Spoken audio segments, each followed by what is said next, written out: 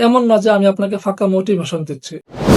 আপনাদের মাঝে যারা আমার সমবয়সী আছেন তারা হয়তো জীবন নিয়ে অলরেডি হতাশার মধ্যে ভুগতেছেন যে জীবন থেকে এতটা বছর পেরিয়ে গেল অথচ এখনো সফলতার মুখ দেখলাম না, বড় কিছু অ্যাচিভ করতে পারলাম না।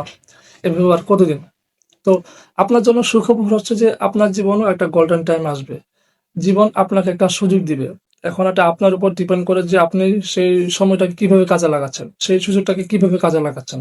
এমন না যে আমি আপনাকে ফাঁকা মোটিভেশন দিচ্ছি। আপনি লজিক্যালি বিষয়টা দেখুন, যেমন বাংলাদেশের বর্তমানে বেস্ট সিঙ্গার এখন যারা আছে, মনির খান, হৃদয় খান, তাহসান, হাবিব ওয়াহিদ, এফ এ সুমন ইত্যাদি আরো অনেকে আছে।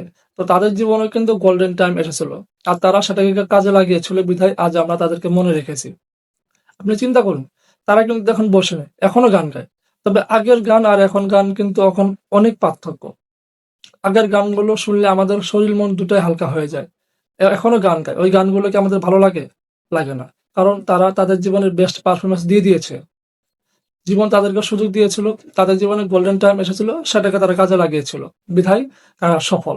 তো আপনার জীবনেও আসবে। এখন কথা হচ্ছে যে আপনি যদি বেকার বসে থাকেন, কোনো কিছু না করেন, শুধু খাওয়া দাওয়া করেন, ঘোরাফেরা করেন, ঘুমান, এভাবে কখনো আপনাকে জীবন সুযোগ দিবে না। আপনাকে যে কোনো একটা ফিল্ডে পরিশ্রম করতে হবে, যে কোনো একটা ফিল্ডে লেগে থাকতে হবে। সেই ফিল্ডে সফল হওয়ার পর আপনি আরেকটা ফিল্ডে ট্রাই করতে পারেন। কিন্তু আপনি যদি একসাথে একাধিক ফিল্ডে কাজ করেন তাহলে সফল হওয়ার হার খুব কম। আপনাকে আগে যে কোনো একটা ফিল্ডে সফল হতে হবে।